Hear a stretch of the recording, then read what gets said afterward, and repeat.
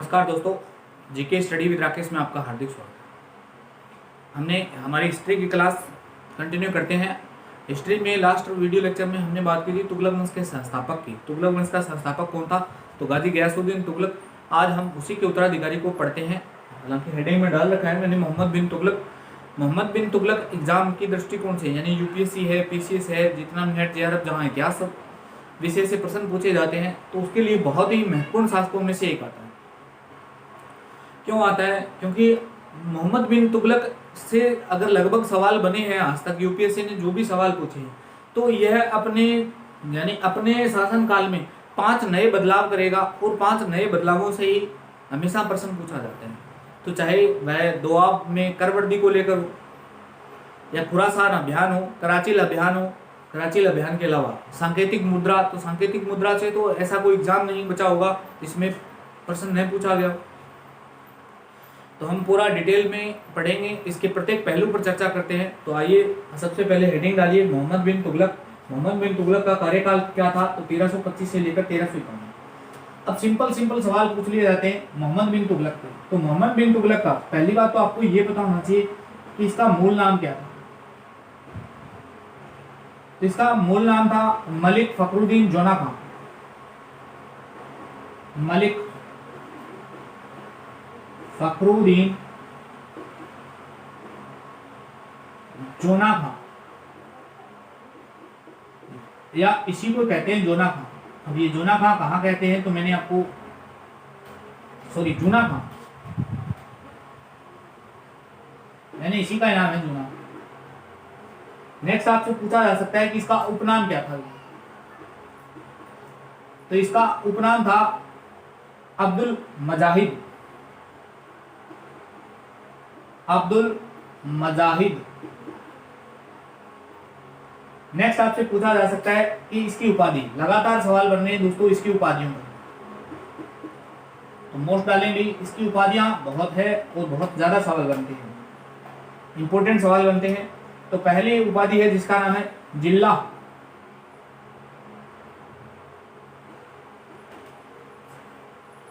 दूसरी इसकी उपाधि है उल्लू खां।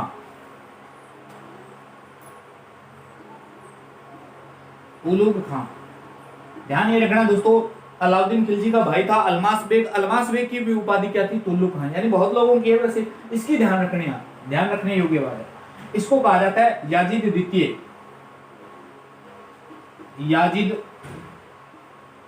द्वितीय। अब ये याजिद द्वितीय क्यों कहा जाता है? तो ध्यान ये रखना दोस्तों, यह एक रक्त पिपासु शासक होने के कारण, इतिहासकारों के अनुसार है रक्त पिपासु शासक होने के कारण। क्योंकि रक्त पिपासु, इसे जब हम देखेंगे कि इसने राजधानी ट्रांसफर कर दी थी, दिल्ली से राजधानी ट्रांसफर हुई 1325 के लमसम दिल्ली से राजधानी ट्रांसफर होती है। तो दोस्तों जैसे ही राजधानी ट्रांसफर होती है तो कुछ इतिहासकार ये लिखते हैं कि इसने राजधानी ट्रांसफर करने का मुख्य कारण ये था कि दिल्ली की जनता इससे ऊब चुकी थी, इसको आए दिन गालियों भरे पत्थर लिखे जा रहे थे। तो वहीं कुछ इतिहासकारों ने इसे रक्त पिपासु भी कहा है। और तो बदायूनी ने इसके बारे में ये, यानी इसकी मृत्यु पर कमेंट किया था कि आज सुल्तान को प्रजा से और प्रजा को सुल्तान से मुक्ति मिल गई। तो बदायूनी इसकी खिलाफत कर रहा है। और क्या उपाधि है इसकी? तो और उपाधि बात करें तो दुनिया का खान।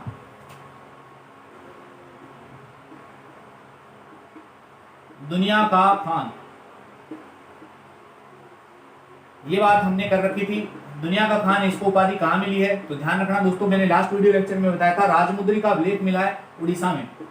राजमुद्री का अभिलेख उड़ीसा में, तो वहां ये उपाधि इसकी मेंशन है।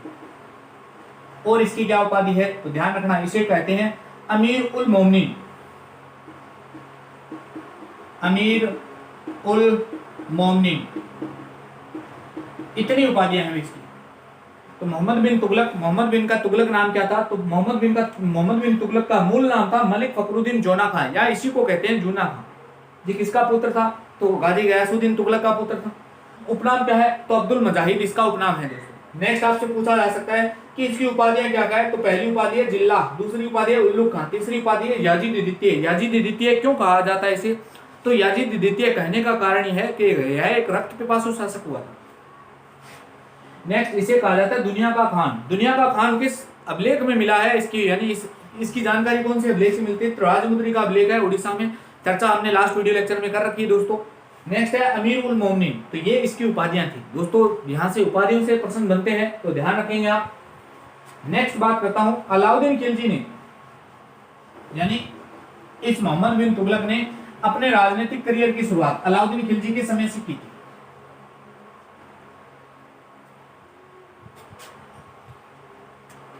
तो लिख सकते हैं कि अलाउद्दीन खिलजी ने, यानी एके ने इसे अमीर ए आकुर पद पर नियुक्त किया था। अमीर ए आकुर पद पर नियुक्त किया था। तो सीधी सीधी बात मिल सकती है आपको एग्जाम में, दृष्टिकोण स्टार लगाना दोस्तों। ये बात मिल सकती है कि अलाउद्दीन खिलजी के समय राजनीतिक जीवन की शुरुआत की थी। अलाउद्दीन खिलजी के समय राजनीतिक पक्ष की शुरुआत, यानी इसने अपना राजनीतिक करियर है ना वो शुरुआत कब की थी? तो अलाउद्दीन खिलजी के समय की थी दोस्तों। बस ये बात ध्यान रखेंगे, कब की थी? तो अलाउद्दीन खिलजी के समय। अब इस मोहम्मद बिन तुगलक के अगर आप पक्षों पे चर्चा करें तो इसके दो पक्ष हैं दोस्तों। कौन कौन से हैं? तो एक इसका सबल पक्ष है,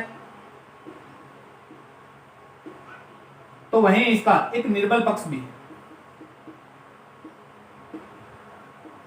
सबल पक्ष में हम देखेंगे कि यह अग्रसोची और दूरदर्शी सोची का दूरदर्शी सोच वाला व्यक्ति था। एग्जाम्पल भी मिलता है सांकेतिक मुद्रा का प्रचलन करना। यह एक योग्य व्यक्ति था, विद्वान व्यक्ति था। इसके दरबार में यह इतना विद्वान था कि इसको संस्कृत, अरबी, फारसी, गणित इत्यादि विषयों का ज्ञान था। धार्मिक सहिष्णु शासक था ये। निर्बल इतना था कि अहंकारी था, संकालु था। प्रत्येक पक्ष पे चर्चा करूंगा। यानी मोहम्मद बिन तुगलक के अगर पक्षों पे चर्चा करें तो कितने पक्ष हैं? इसके दो पक्ष हैं। कौन कौन से हैं? तो एक संबल पक्ष, एक निर्बल पक्ष।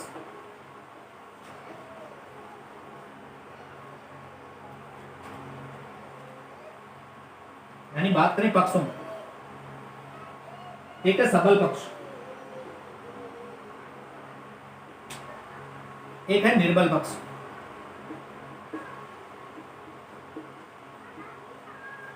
सबल पक्ष में चर्चा करें तो दोस्तों उल्लेख ये मिलता है कि यह एक अग्रसूची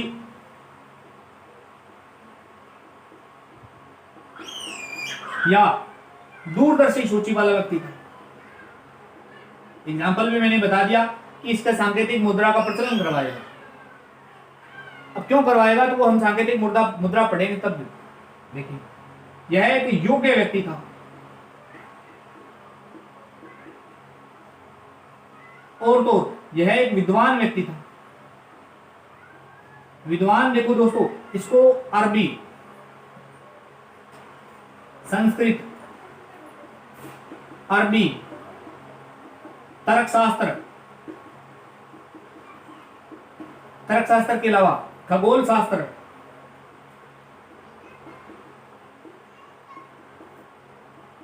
आपका भूगोल, कवि और सुलेखक, यानी एक अच्छा लेखक भी था।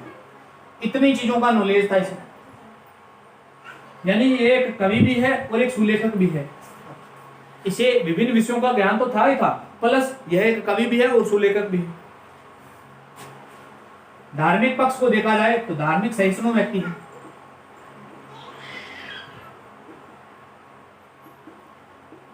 और तो यह योग्यता को प्रश्रय देता है, योग्यता को प्रश्रय।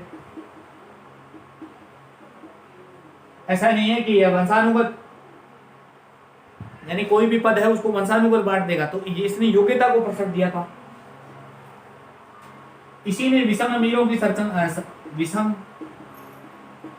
अमीर वर्ग की संरचना का निर्माण किया था। और तो यह एक योग्य सेनापति था। योग्य सेनापति यानी इसके कुल कितने पक्ष हैं? तो ध्यान रखना दोस्तों, कितने पक्ष हैं? 2 पक्ष हैं। एक तो रहेगा योग्य सेनापति। सबल पक्ष में हमने देखा था कि यह अगर सोची या दूरदर्शी सोची वाला व्यक्ति था, योग्य व्यक्ति था, विद्वान इतना था कि इसको बहुत सारे विभिन्न विषयों का नॉलेज था। विभिन्न विषयों में अगर हम देखें तो संस्कृत है, अरबी है, तर्कशास्त्र है, खगोल शास्त्री है, कवि और सुलेखक है। धार्मिक सहिष्णु व्यक्ति था। धार्मिक सहिष्णुता के अलावा यह एक योग्य सेनापति था। इसने अमीर वर्ग में, जो अमीर है, विषम अमीर वर्ग की संरचना का निर्माण किया था। विषम अमीर वर्ग की संरचना का तात्पर्य यही है कि यह योग्यता को प्रश्रय देने वाला व्यक्ति था। जिसमें योग्यता थी उसको अमीर बनाया था। यानी उसको अगर कोई पद देगा तो ऑटोमेटिक अमीर बन जाएगा, सीधी सी बात है। अब बात करते हैं दोस्तों इसके निर्बल पक्ष की। तो निर्बल यानी सबल पक्ष होने के बावजूद भी इसका एक निर्बल पक्ष भी था। क्या निर्बल पक्ष था? तो यह अहंकारी था। अब जिसके पास में अहंकार होता है तो आप सोच सकते हैं यह एक शंकालु व्यक्ति था। किसी पर भी विश्वास नहीं करता था, सब पर शंका करता था। अधीर था। अधीर का मतलब धैर्य की बहुत कमी थी, धैर्य की कमी। और यह एक अच्छे शासक न होने के गुण है। अविश्वसनीय, किसी पर भी विश्वास नहीं करता था। और तो गुस्सेल और निर्दयी भी था। निर्दयी कितना था तो ये हम इसका साम्राज्य विस्तार और जब इसकी नीतियां पढ़ेंगे तो अब आपको पता चल जाएगा। तो ये इसके 2 पक्ष थे।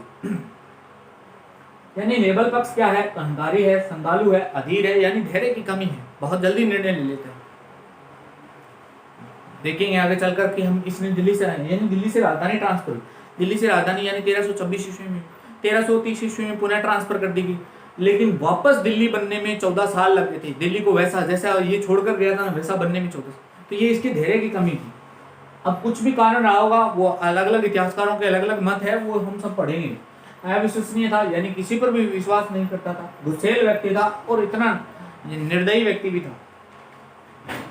अब इसके बारे में मोहम्मद बिन तुगलक के बारे में बहुत लोगों ने बहुत सारे कमेंट पास किए हैं, वो सब हम कमेंट देखते हैं। महत्वपूर्ण कथन है इसके बारे में, हेडिंग डाली हुई महत्वपूर्ण कथन।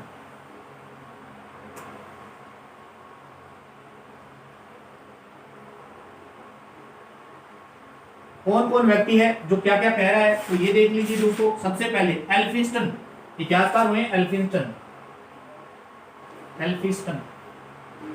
एल्फिंस्टन ने ये कहा है कि सुल्तान में पागलपन का अंश मौजूद है। सुल्तान में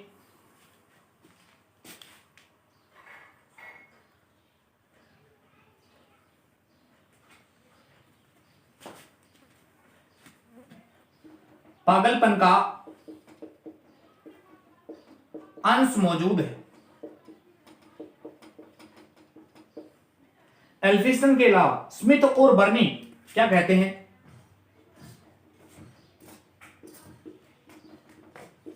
स्मिथ और बर्नी ने लिखा है कि सुल्तान अंतर विरोधों का मिश्रण अर्थात कब कौन सा फैसला लेना है। सुल्तान अंतर विरोधों का मिश्रण अर्थात कब कौन सा फैसला लेना है। यानी इसका यही पता नहीं चलता था कब कौन सा फैसला लेना है, कि कब कौन सा फैसला कब ले ले। बदायूनी ने इसकी मृत्यु के उपरांत कहा था। बदायूनी ये लिखता है मृत्यु के उपरांत,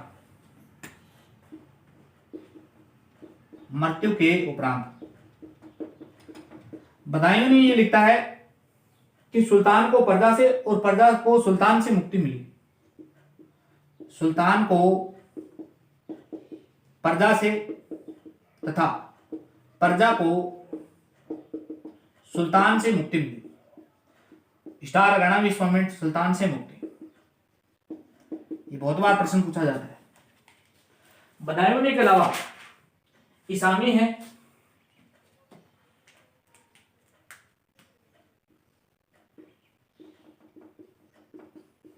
इसामी महोदय ने लिखा है कि सुल्तान खूनी रक्त पिपासु था, क्योंकि जब दिल्ली ट्रांसफर हो गई तो इसके पिताजी की मृत्यु हो जाएगी दोस्तों, तब इसामी ने लिखा था कि सुल्तान खूनी एवं रक्त पिपासु है। इसामी के अलावा ईश्वरी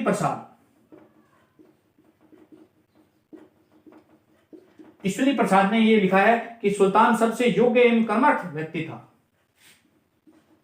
सुल्तान यानी ये जितने भी इतिहासकार हुए हैं, यह धार्मिक एक सहिष्णु शासक था, और ये देखो ये कट्टर मुस्लिम थे, इसलिए इसका विरोध कर रहे हैं दोस्तों। ईश्वरी प्रसाद क्या लिख रहा है कि सुल्तान सबसे योग्य एवं कर्मठ व्यक्ति था।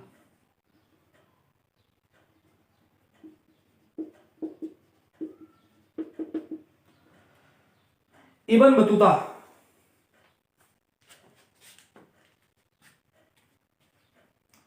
यानी महत्वपूर्ण कथनों में से अगर एल्फिस्टन को देखा जाए तो एल्फिस्टन ये लिखता है कि सुल्तान में पागलपन का अंश मौजूद है।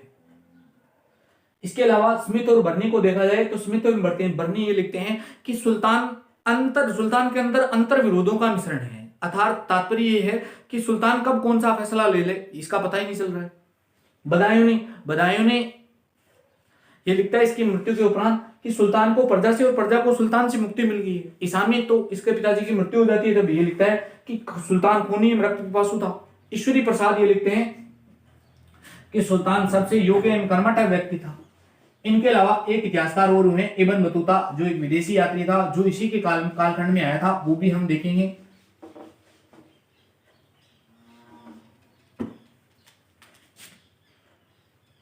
इब्न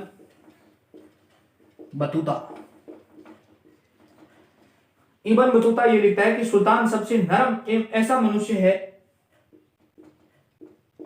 सुल्तान सबसे नरम एवं ऐसा मनुष्य है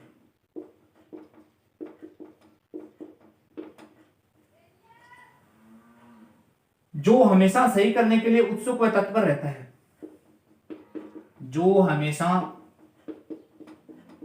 सही करने के लिए उत्सुक एवं तत्पर रहता है।